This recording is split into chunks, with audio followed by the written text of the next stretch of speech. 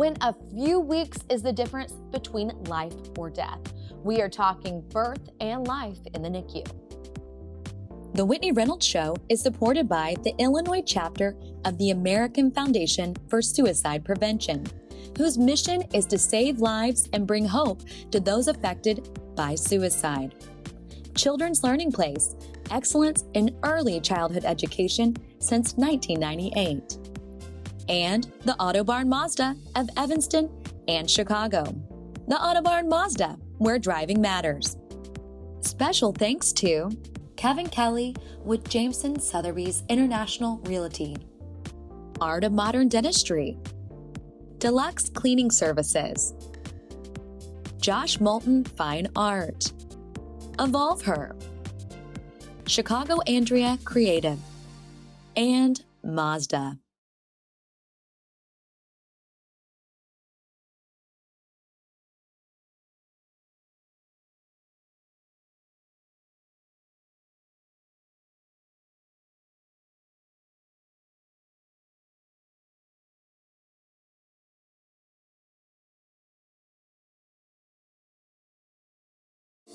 Becoming a parent is one of the most amazing chapters, but what happens when the journey starts early? When weeks and days matter the most and our babies enter the world fighting for their lives. Today, we're taking a look at the struggles and hope that comes from the neonatal intensive care unit.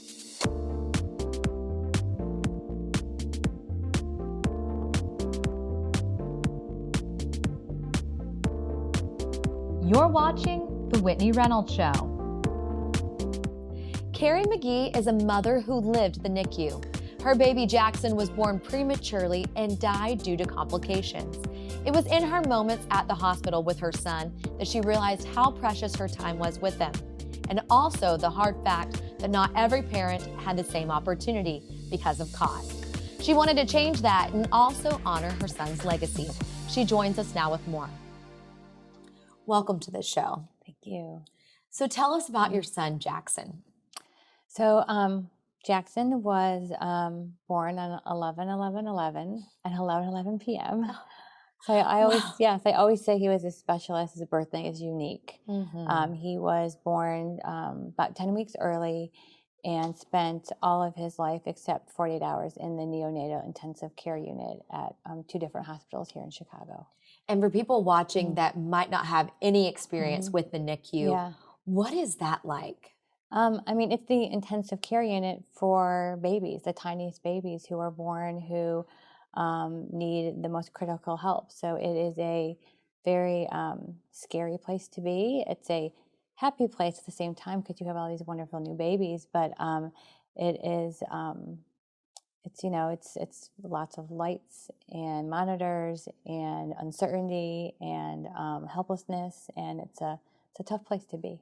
What some people might not connect the dots to is that whenever you deliver, the mom then can get sent home. I never realized that through my pregnancy, that there might be a chance that I would go home without the baby. Oh, that was probably one of the most difficult things ever, is to have a baby and then, whatever time, 3 days later, they send you home and you are alone. Yeah. And your baby's at the hospital because it needs all that attention. Yeah. Is that one of the hardest parts of the NICU, is leaving your baby there?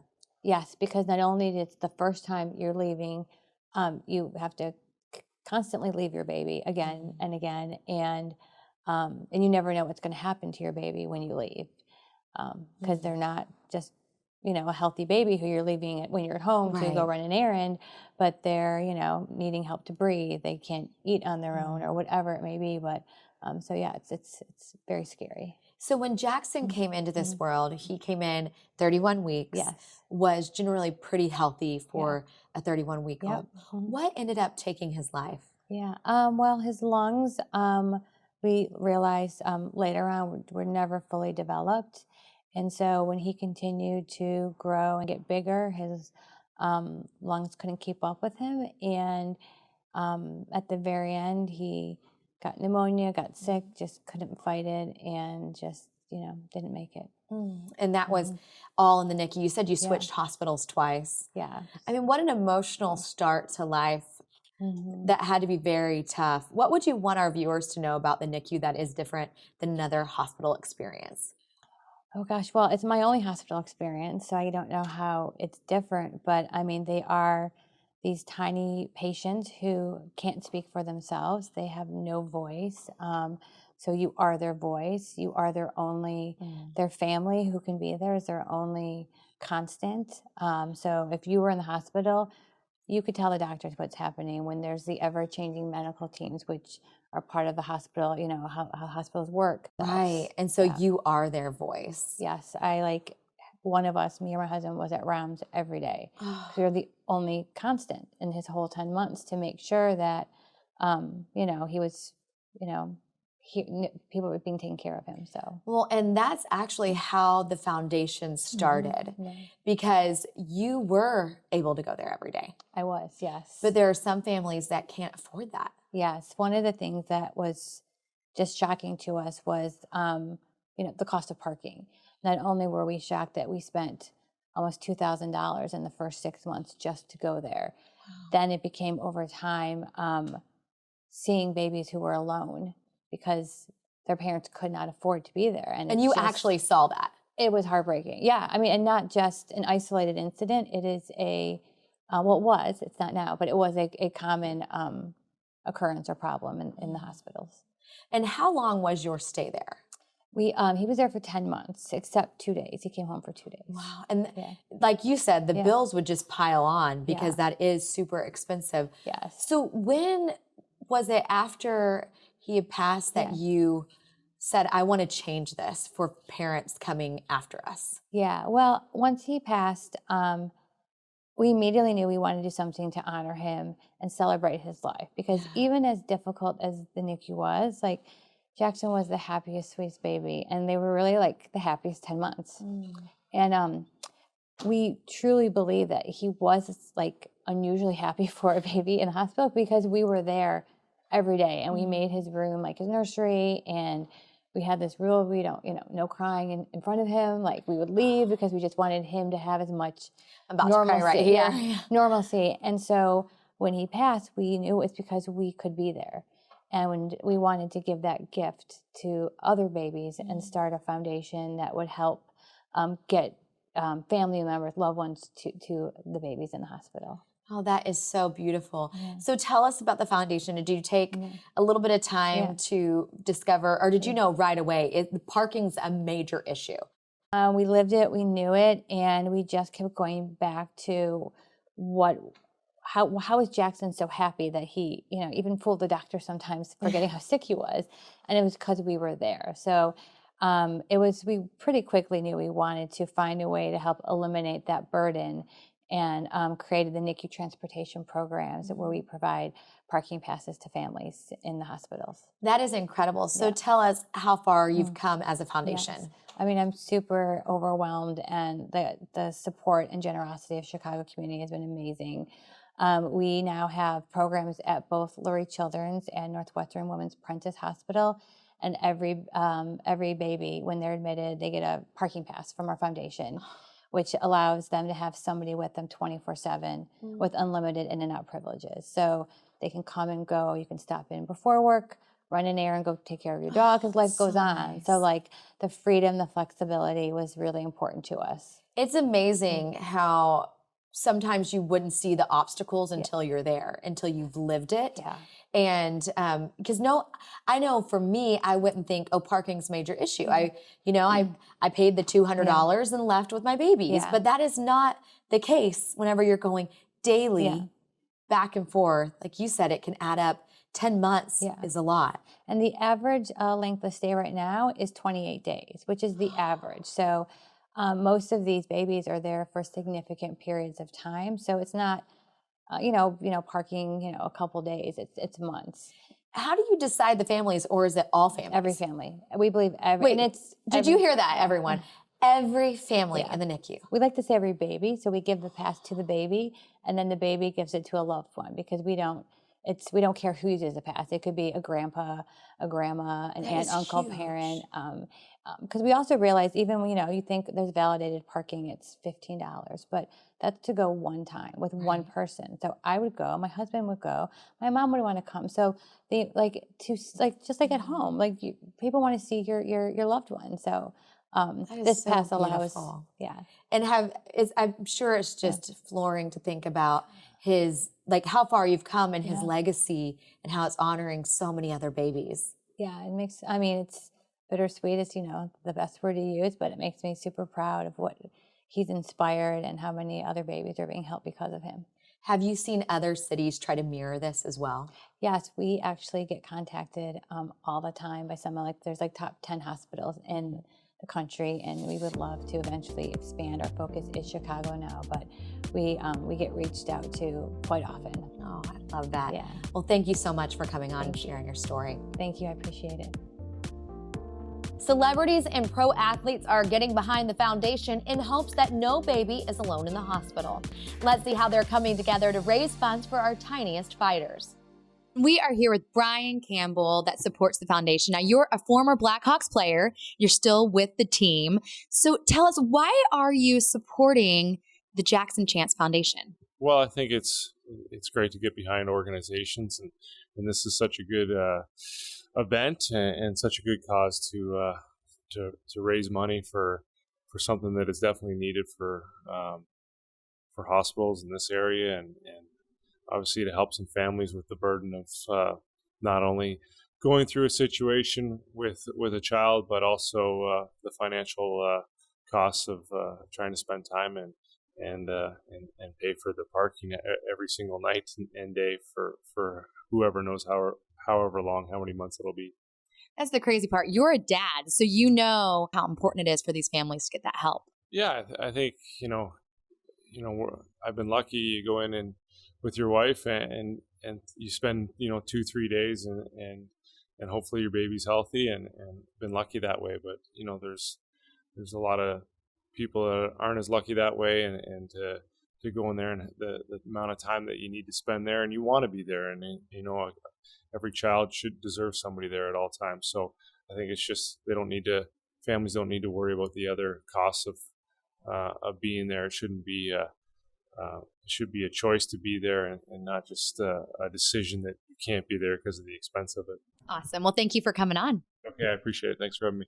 Welcome to the show. Now, you're a former pitcher for the Cubs, and you've gotten behind the Jackson Chance Foundation. You're also a dad.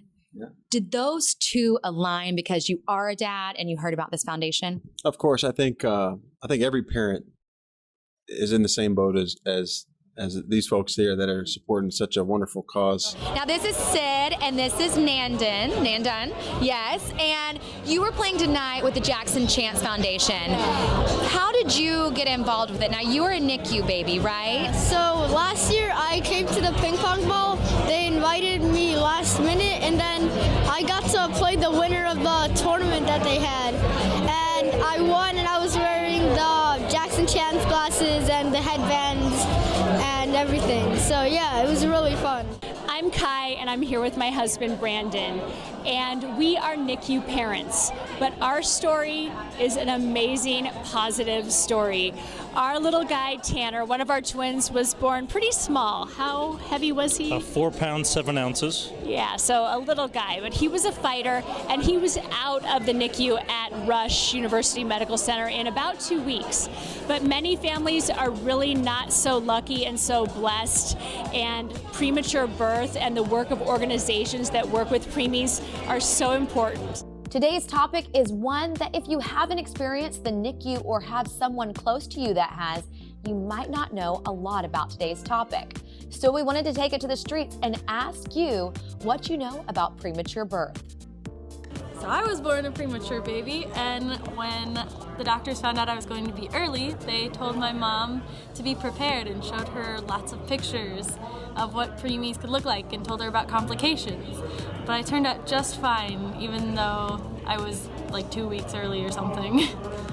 My cousin's daughter had premature baby. It was actually supposed to be triplets.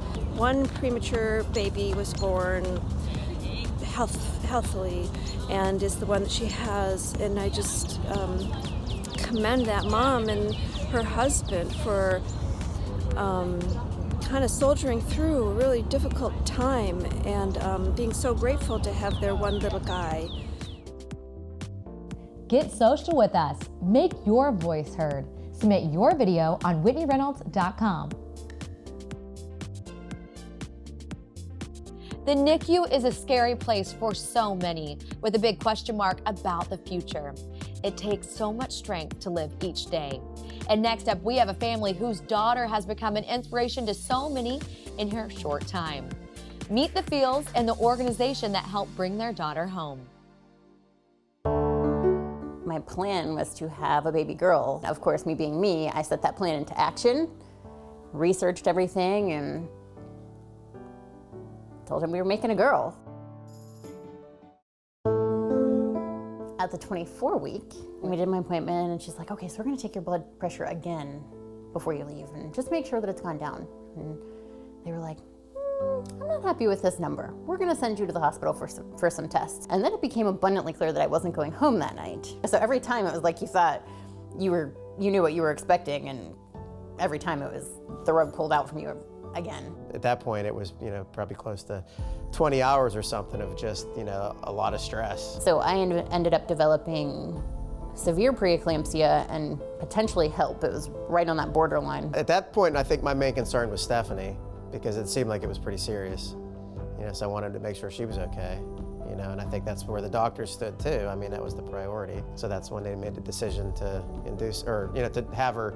She was already in the process of being induced, I guess, if I remember correctly. So, but it was like, we're gonna deliver this baby now. After they got the baby stabilized in another room, they brought me in so that I could see her, and, she was 2 pounds, and she was like, that big, really small.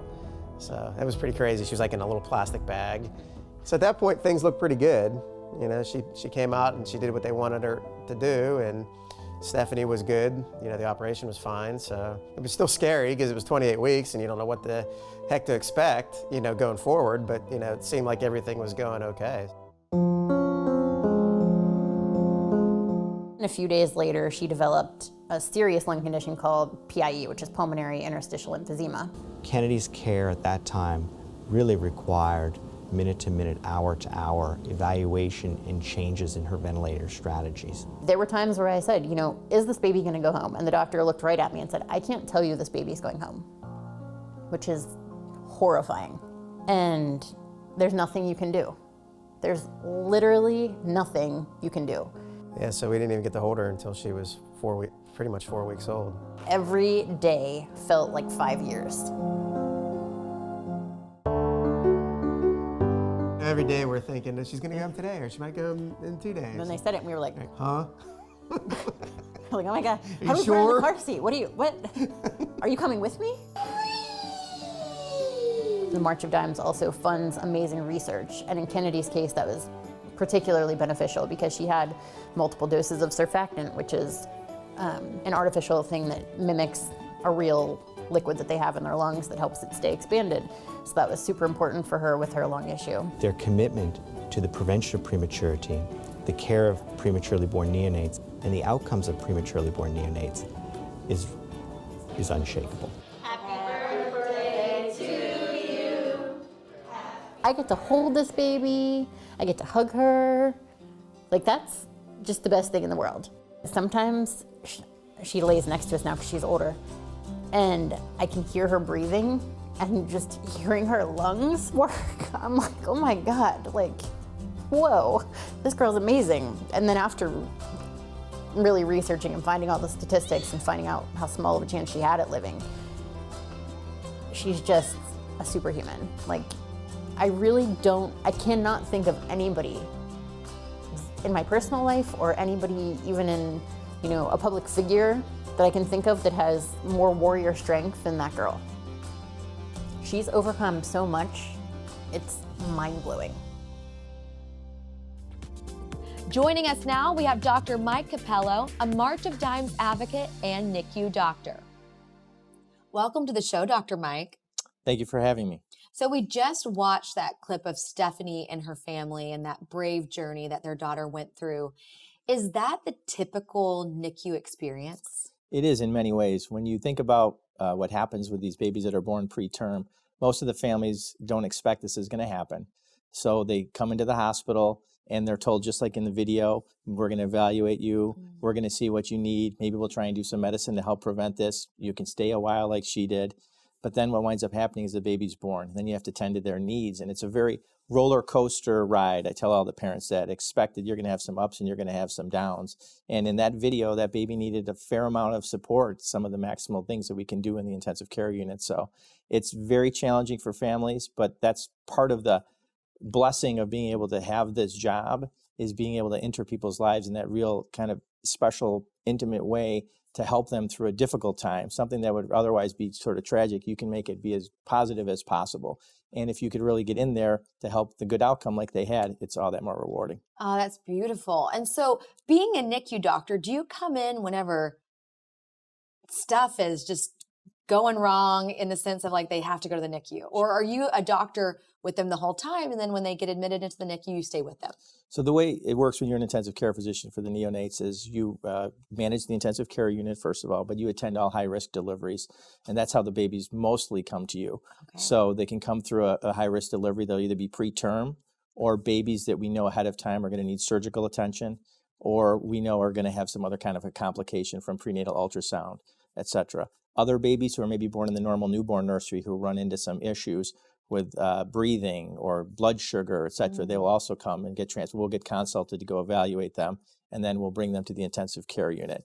We're also a transfer center, so we get babies from all throughout the Chicagoland area who run into many of the problems we discussed. They may not have that higher level of care at the institution where they're born, so they'll be transferred to us. And so we not only attend the deliveries and resuscitate the babies and manage that care, but we take care of the babies when they come to the intensive care unit. What do you tell the parents when they first meet you? Well, first introduce yourself and tell them congratulations. That's the first thing I tell them always, because they're always scared and they're always nervous, and that's understandable. But you want to congratulate them. They still had a baby, whether it's at the time they expected or not. I love that.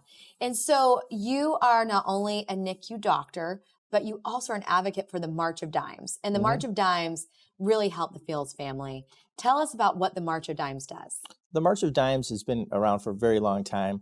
And for here and now, they're dedicated to helping babies who are born with birth defects, babies who are born early.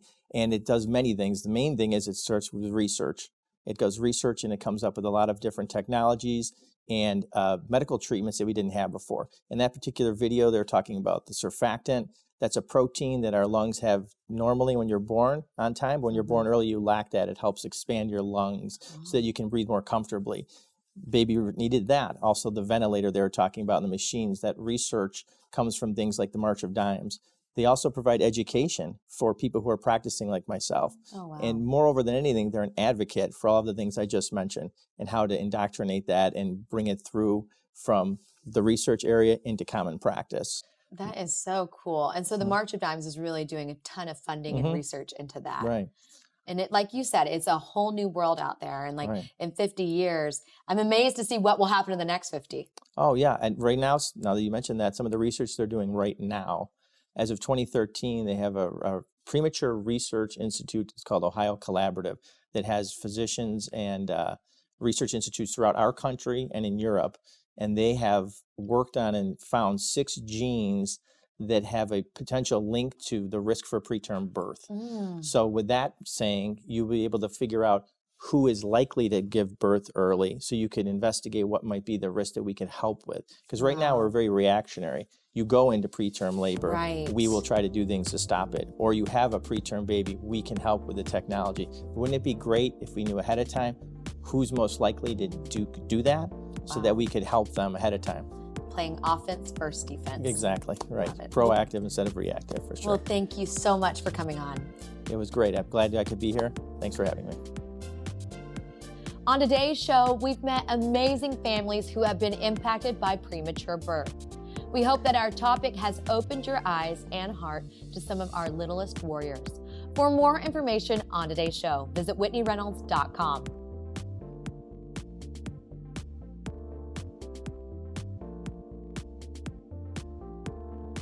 Go beyond the interview with our 52-week guide of inspiration.